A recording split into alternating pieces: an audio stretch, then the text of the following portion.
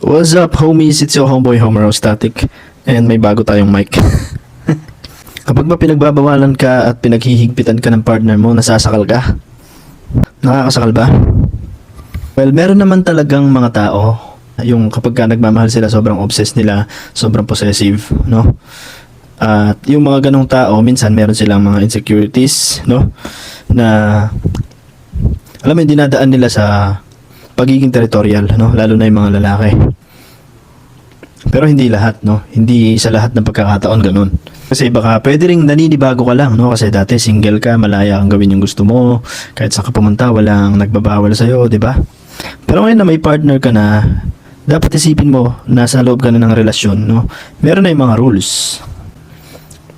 At kung nire-respeto mo yung partner mo, at nakikita mo na kaya nilagay yung mga rules na yon, ay para makita yung respeto, yung loyalty at yung trust. Dapat nga matuwa ka pa kasi ang ibig sabihin lang yan, kapag ka pinaghihigpitan ka, ibig sabihin nun may pakialam pa sa iyo yung partner mo. Dapat nga matuwa ka pa, di ba? Kaya kanya pinaghihigpitan kasi may paki pa siya sa iyo, no? Pwedeng ayaw niya na mapahamak ka, o kaya magmukha kang kahiya-hiya dun sa ibang tao, kaya pinaghihigpitan ka niya, o kaya gusto niyang makita na sinusunod mo yung mga limitasyon mo, no? Bilang partner, bilang karelasyon. Magtaka ka kapag ka wala nang pakialam yung partner mo sa'yo. Kapag ka hinahayaan ka na lang niya sa lahat ng gusto mo, samahan mo kahit sinong gusto mong samahan, doon ka na magtaka kasi, bakit ganun, di ba? Ano to, wala siyang pakialam sa akin, ganun-ganun na lang kung anong gusto ko na lang gawin, parang wala kang boyfriend o partner pag ganun, di ba?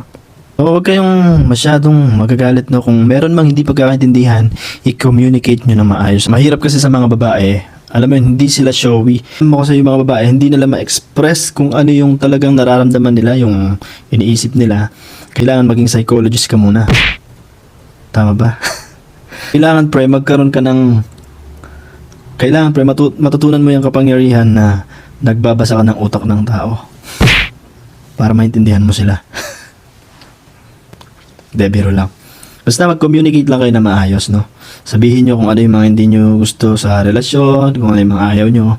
Para malinaw, di ba? Malinaw at nagkakaintindihan kayo. Hindi yung nami-misunderstood natin yung gusto ng isa't isa. Yun lang, homies. Sana may natutunan kayo. Stay kind. Sayonara.